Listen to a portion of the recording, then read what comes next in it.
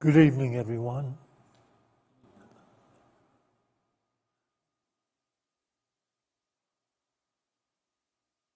Let us consider one of the most known Bible statements, and possibly one of the most ignored Bible statements.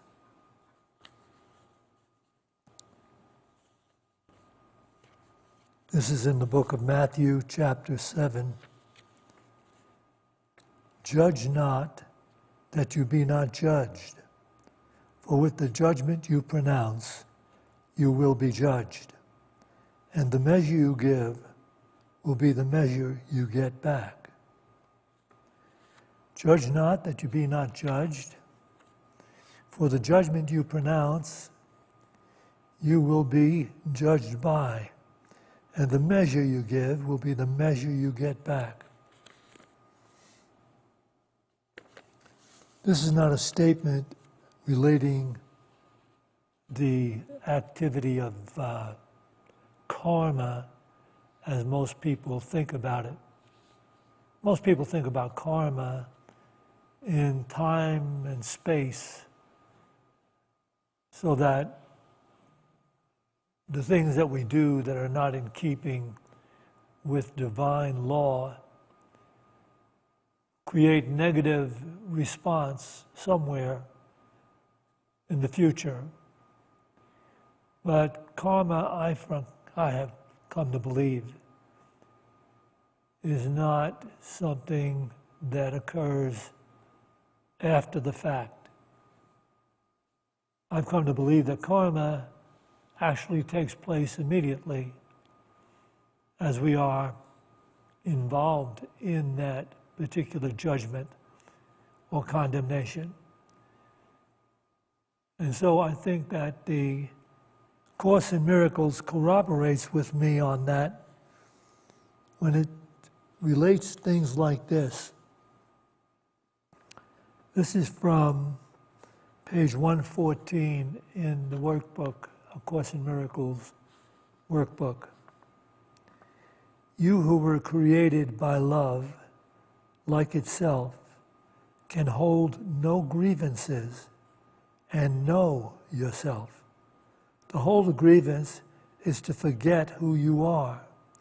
To hold a grievance is to let the ego rule your mind and to condemn the body to death.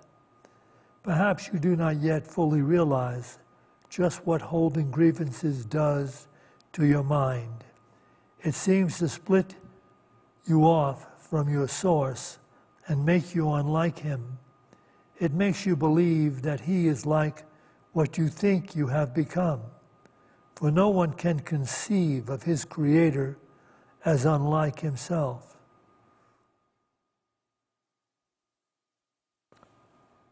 This is speaking about the immediate effect of holding a judgment or a grievance or a negative attitude toward anyone.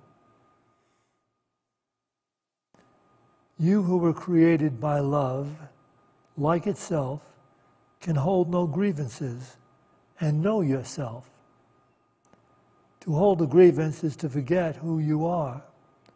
To hold a grievance is to let the ego rule your mind and to condemn the body to death.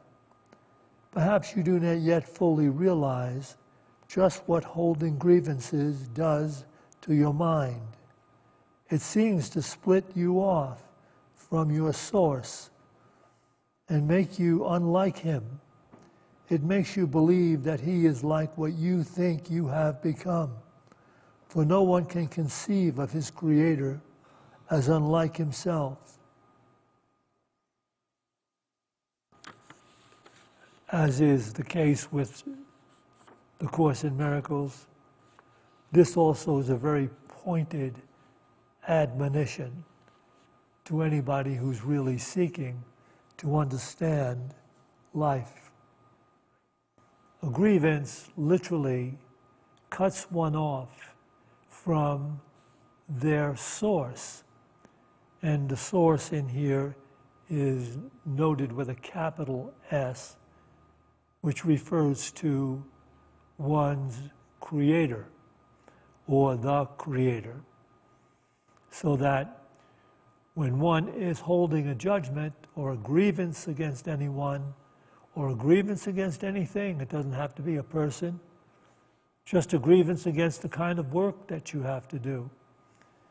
When you're holding a negative idea and it raising negative feelings and emotions, you are already cut off from any opportunity to feel good.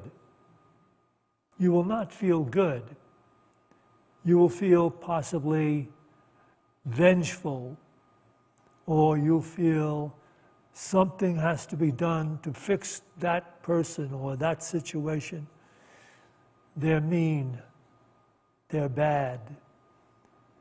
Well, we are on a journey to becoming once again one with the source of our creation. We're on a journey to become one with or aligned with the mind of God, or the awareness or being of God. And we want to accomplish that because being in alignment with the omnipresent intelligence of God is being in alignment with that intelligence which is stated to know when a sparrow falls from a bough, has the hairs on your head numbered. An intelligence so vast, it's beyond our own personal finite comprehension. And yet, it is that intelligence that gives us life, breath, insight, healing love. And aligning ourselves with that allows us to approach life free of fear and guilt and vengeance and anger and hate. And that, by the way, when you're entering that state of awareness, when by faith you're doing the spiritual practices that are causing you to reconsider any negative impulse before you give it life or words or action, to pause when any negative impulse arises and become awake enough to decide whether you really want to feel that feeling, rather than feeling good, forgiving, loving, considerate. That's all that this spiritual practice that we do is all about. To pause the mind in its incessant levels of judgment. For in the unenlightened mind, it is forever conjecturing about what is wrong, what is missing, what is needed, what should have been done. And that thinking, by the way, holds people separate and apart from each other, creating more anxiety, more angst, more anger and hate than anyone can handle. I say that anyone can handle. I've met people that live so totally in the ego-centered illusion of their rightness that they have a judgment for almost anything and everyone they come across. They feel somehow vindicated to talk also about that person that is really not right, or that situation that was conjured and brought up by unwitting, stupid people. And it goes on and on and on, but it somehow makes them feel vindicated to be able to talk about all the judgments that they hold in their mind. There are two different levels of consciousness. One is the level of the world and the thinking of the world. And it is filled with conflict, fear, guilt, and judgment. And then the other level is the enlightenment level of healing love, peace, forgiveness, joy, insight, freedom. That's all there is to this whole concept of life. We started in one area to become indoctrinated by the thinking of the world. Not very many people were raised by enlightened parents.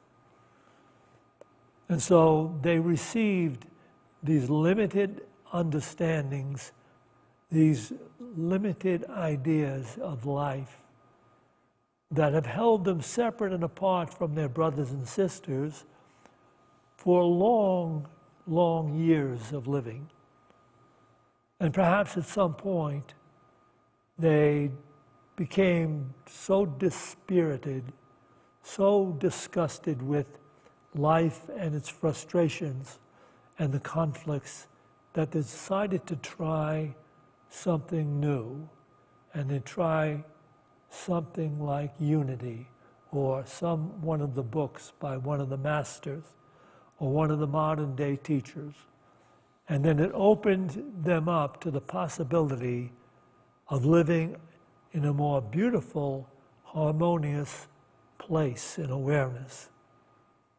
And that's all there is to it, 2 levels of awareness.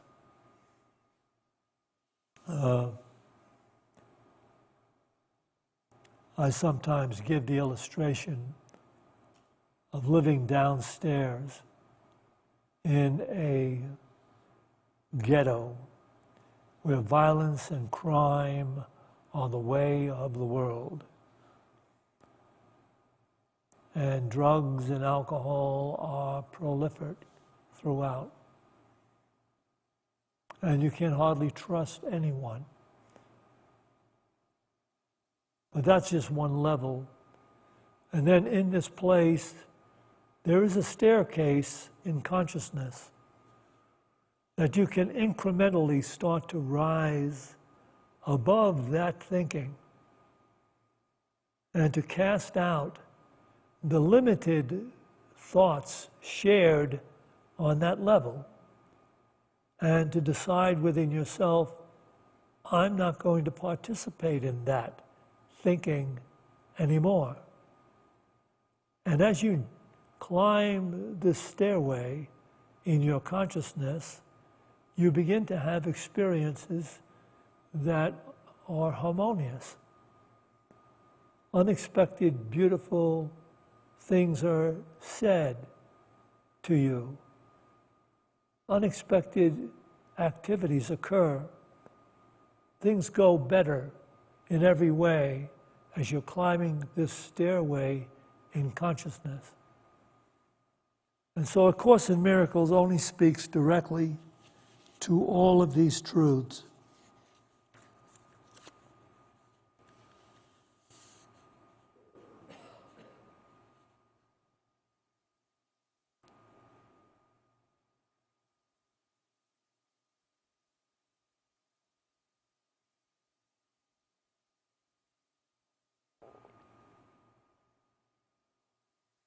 This is saying shut off from yourself. They're speaking about your true self with a capital S. Yourself seems to sleep, while the part of your mind that weaves illusions in its sleep appears to be awake. Can all this arise from holding grievances? Oh yes, for he who holds grievances denies he was created by love, and his creator has become fearful to him in his dream of hate. Who can dream of hatred and not fear God? Shut off from your true self. Yourself seems to sleep, while the part of your mind thus weaves illusions in its sleep. appears to be awake, that mind. Can all this arise from holding grievances? Oh yes, for he who holds grievances denies he was created by love, and his creator has become fearful to him in his dream of hate. Who can dream of hatred and not fear God?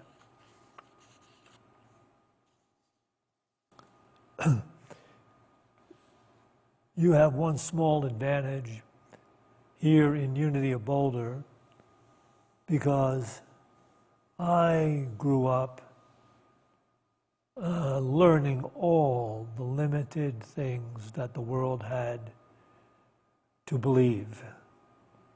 I grew up learning all the limited ideas shared by people that had not an inkling of light or motivation toward light.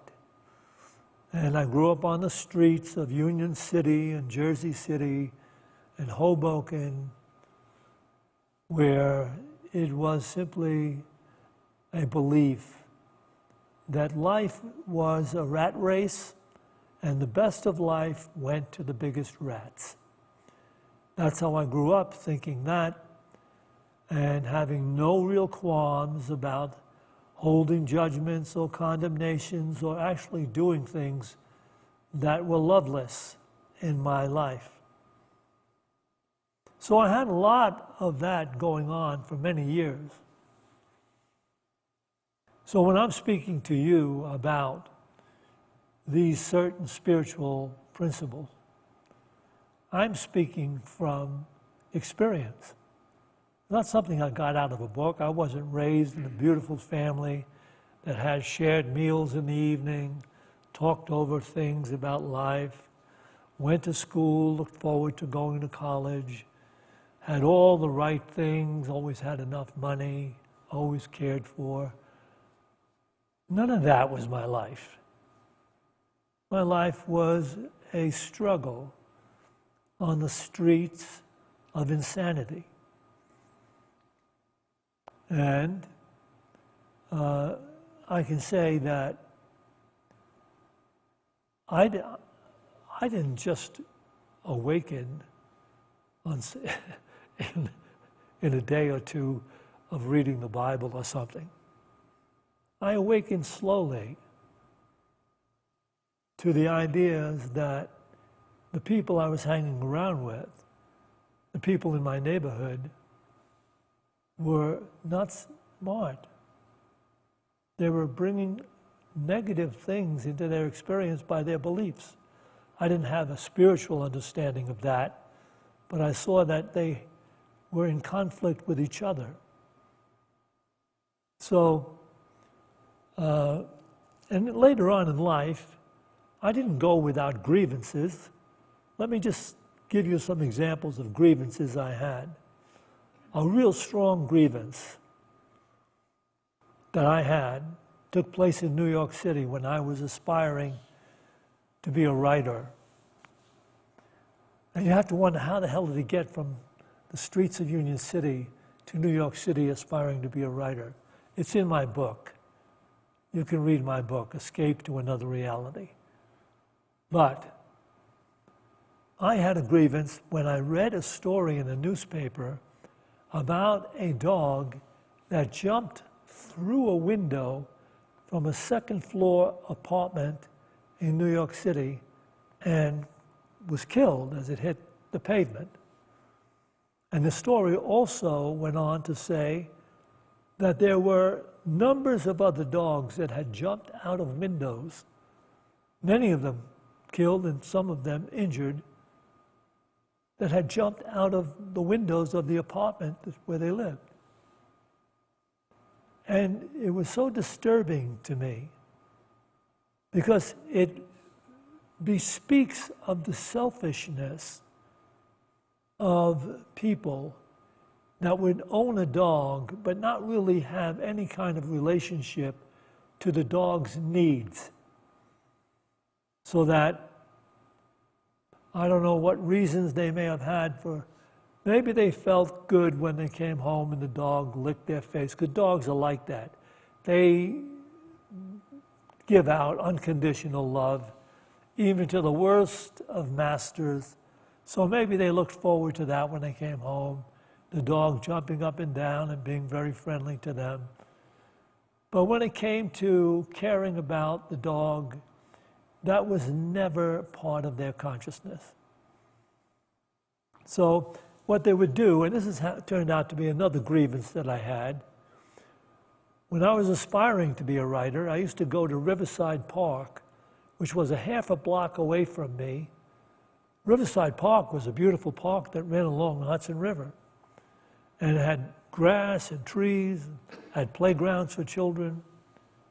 But it also, was a place I used to go sit under a tree to write or sit on a bench.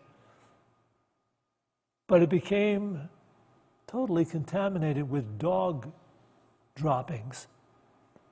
You see, so many of these people in New York City would hire dog walkers.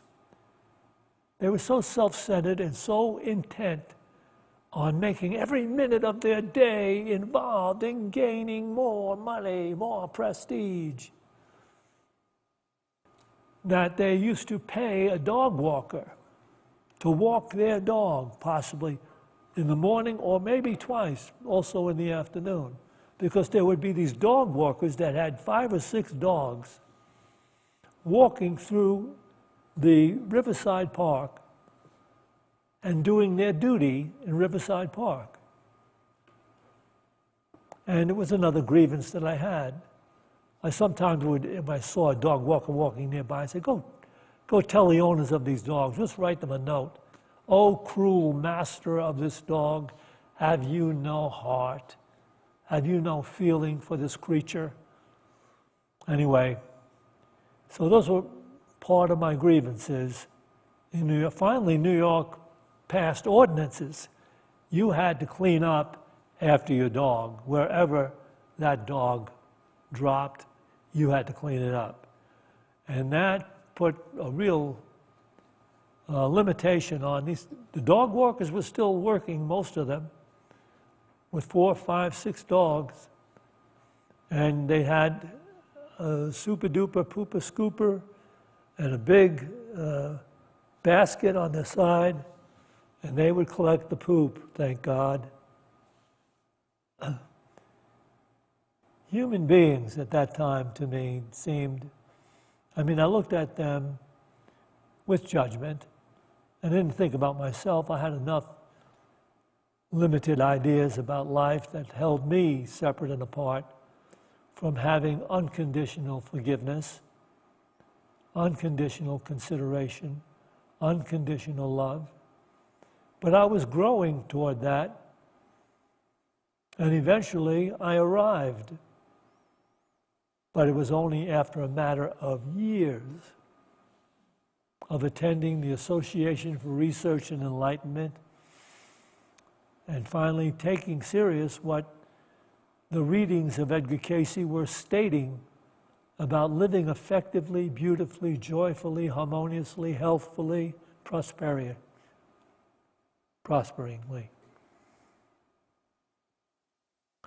So you have a small advantage because what I'm sharing with you is something I know is absolutely, provably true.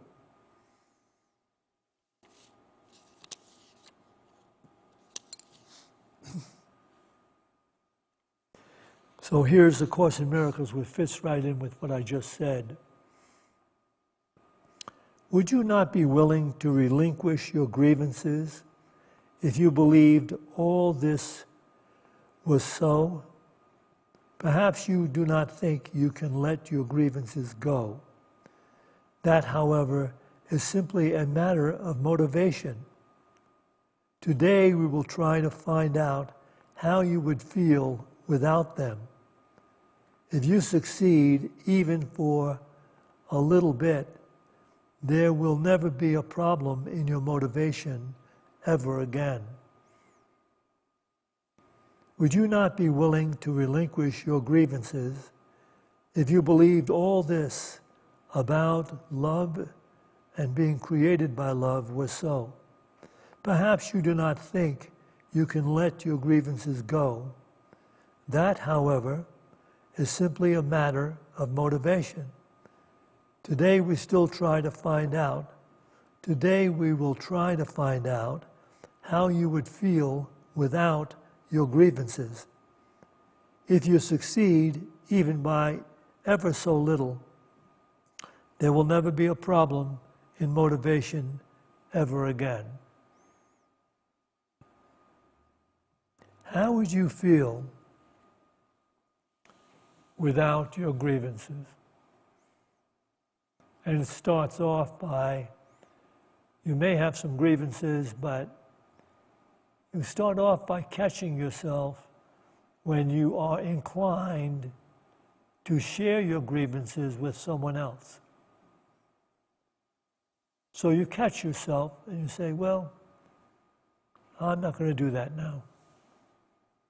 I'm just not going to drop this negative idea, this negative thought, this judgment in the ear of anyone else.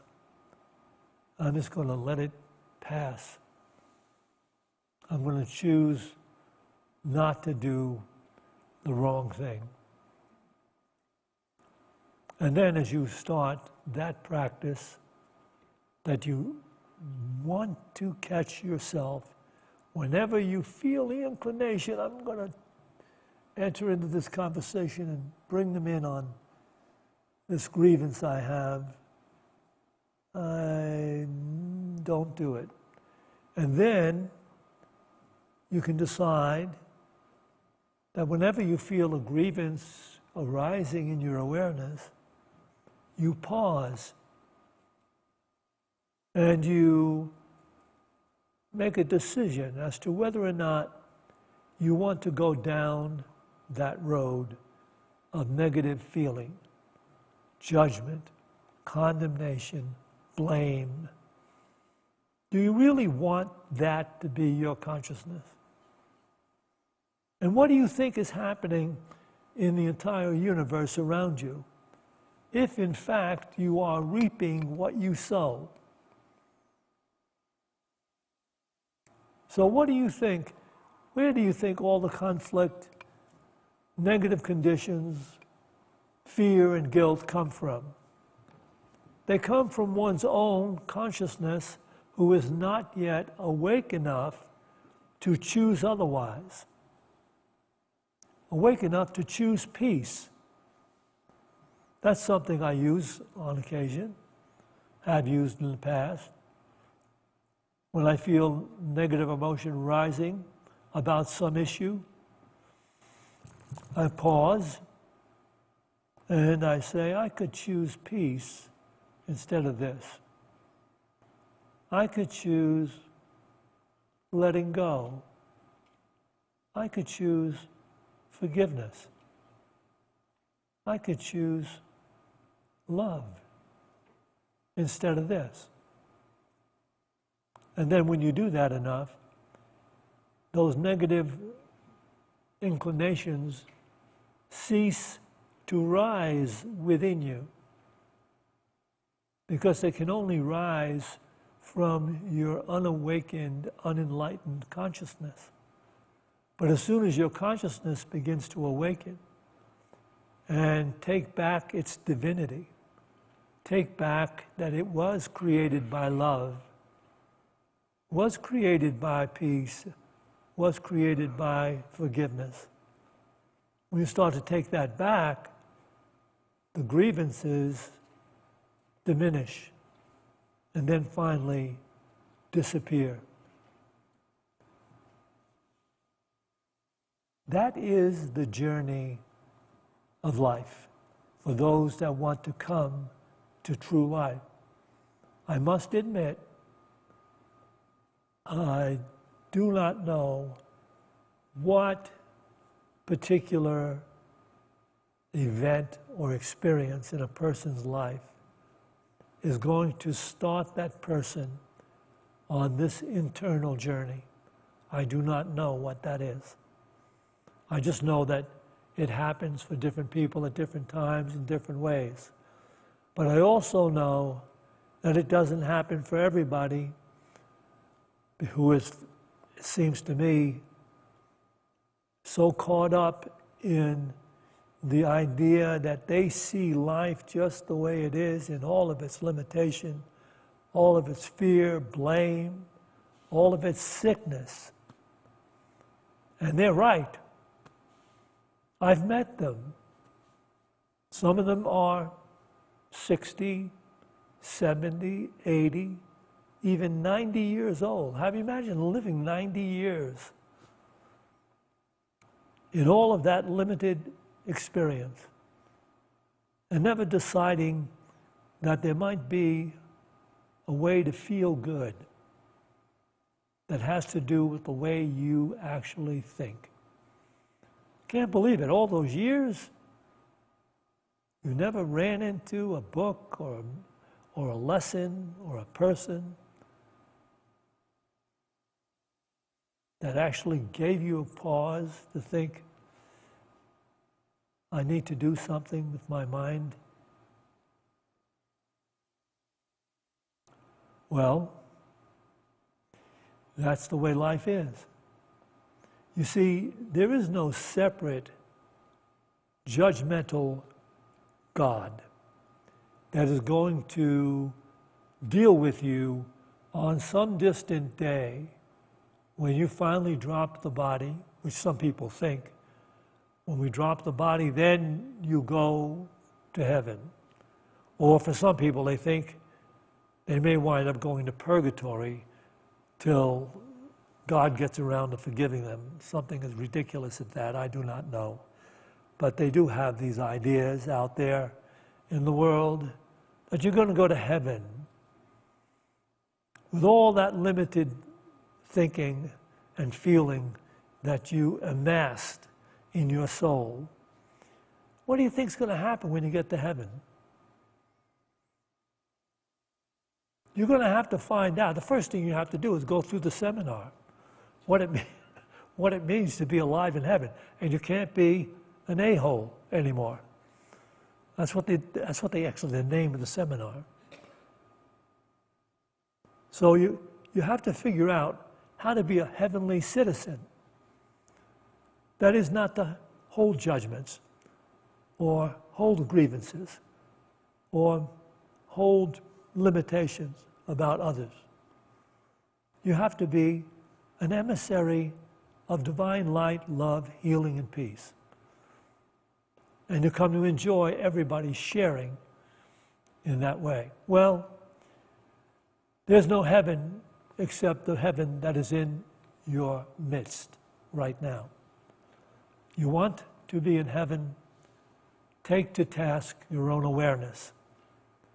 Decide to do the spiritual practices that are outlined by Unity. And then you will begin to see what it means to be truly alive. And to do that, it's going to help you to meditate.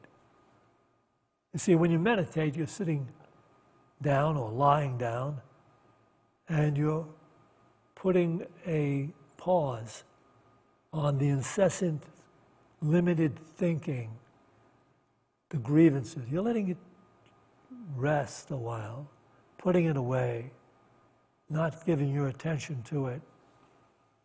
And let's do that now. Take a couple of deep breaths. As you release your breath, release any cares or concerns.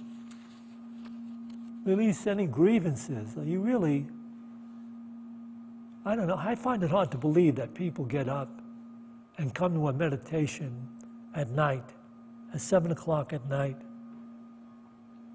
and they are still caught up in the world of grievances, hate, anger, vengeance. I can't believe that. You're here, you're already on the path. And all I'm doing is reminding you of something you know is true. So take a couple of deep breaths and let go of the world out there. The world of conflict, fear, blame, hate, and war. And with each breath, just become settled in your seat. willing to be okay with yourself, willing to be okay with the moment as it is right here in this peaceful, quiet sanctuary.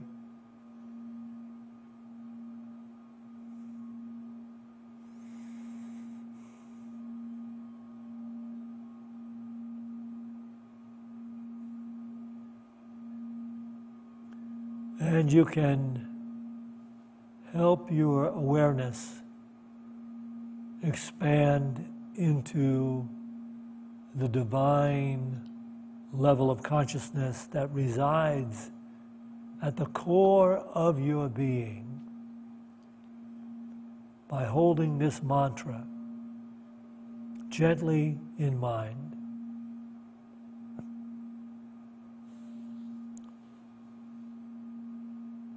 God is love.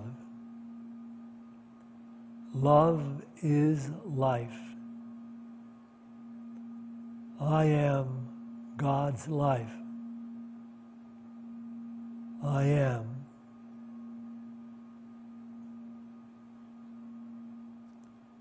God is love. Love is life. I am God's life. I am. I am.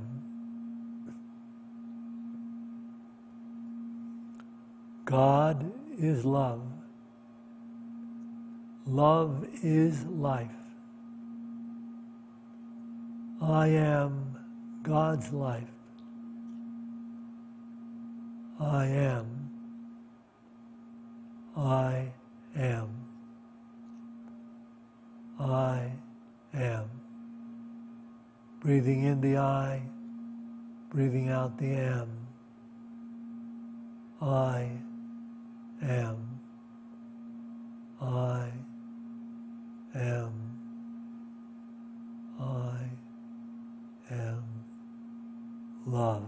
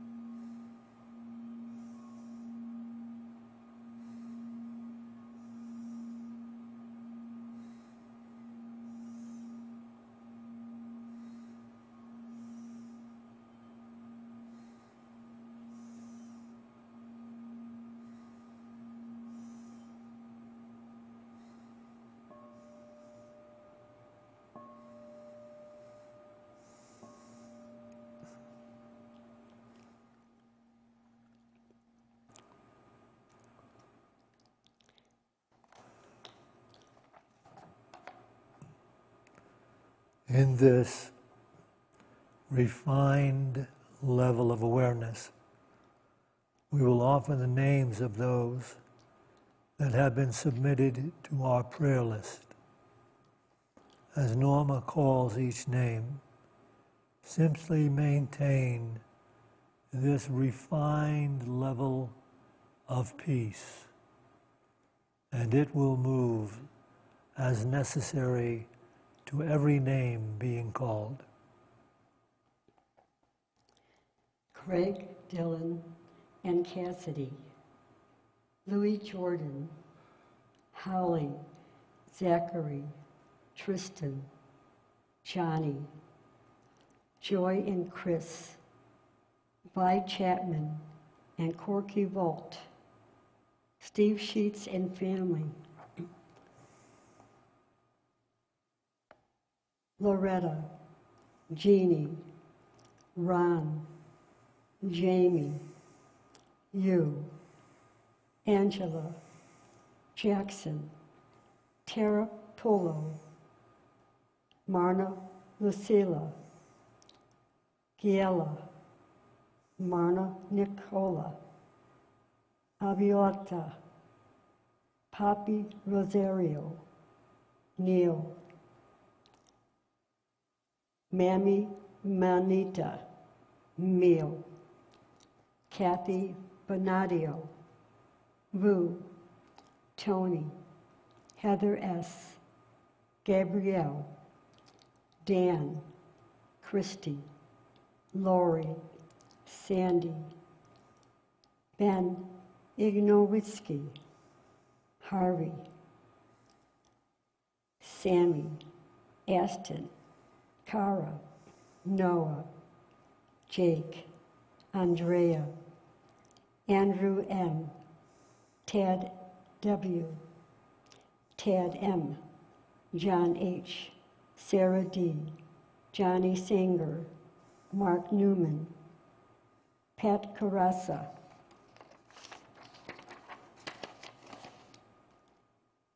Amy Marmon, Billy Reedy, Spencer Kaublig, Nick, Sal, Celeste, Ruth, Lisa, Michelle, friends and family, Carol, women, minorities, Cookie, LGBTQ community, poor in spirit, poor in finances, world peace, Sharon Jeffer, Norwich, New York, Lisa, Keith,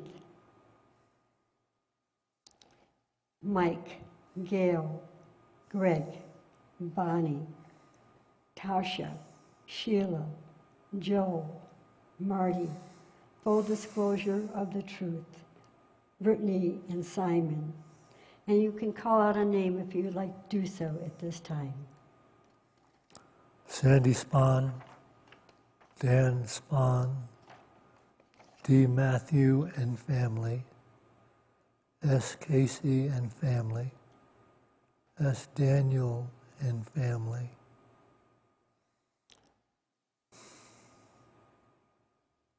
We see this healing light surrounding the prayer box and all the people whose names have been submitted throughout the month.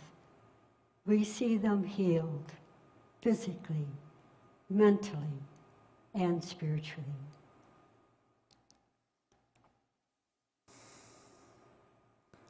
Let us take a couple of moments to embrace the vision of the new heaven and earth.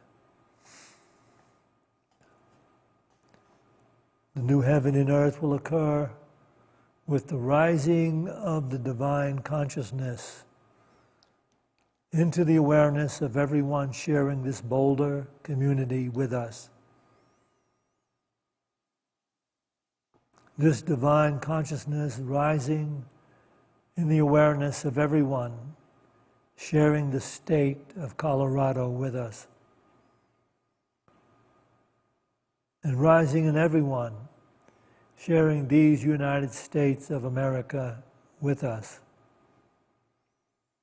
And it moving and rising in the consciousness of everyone in every other nation of the world, in every religion, in every culture, in every gathering, there comes this arising of the divine awareness, healing relationships, bringing forth harmony, health, wisdom, and love as we pray. The light of God surrounds us. The love of God enfolds us. The power of God protects us. The presence of God watches over us. Wherever we are, God is, and God is love.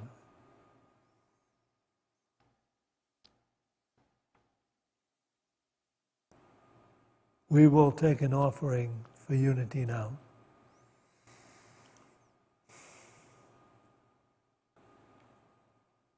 I'll speak to all of you that are watching this on live stream, on screen, possibly being on our website. I invite you to step away from your screens every other Sunday or so. Put in an appearance here at the church.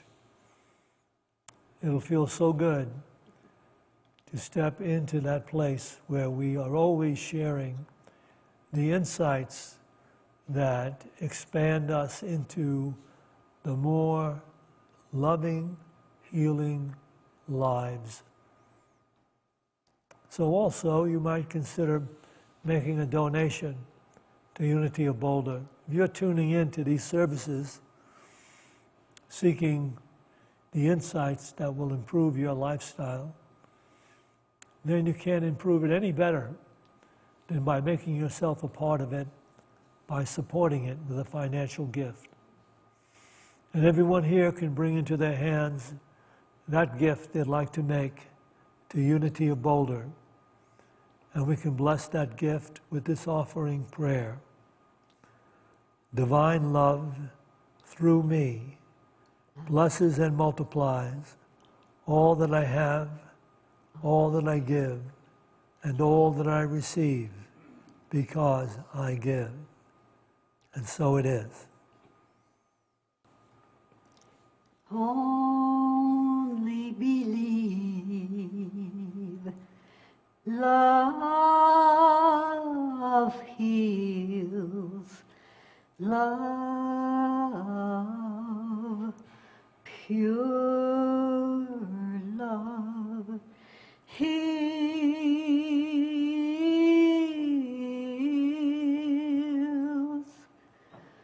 Only believe.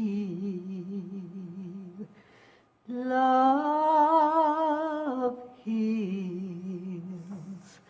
Love, pure love, heals.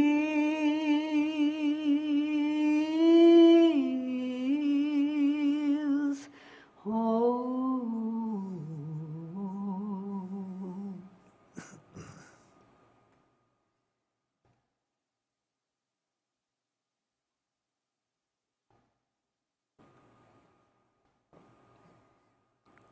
Join me now, please. We dedicate this tithe to the will and the work of the Spirit of Truth. The Spirit available to each of us, the Spirit that joins all of us. We dedicate this tithe to the victory of the Spirit of Truth. Amen.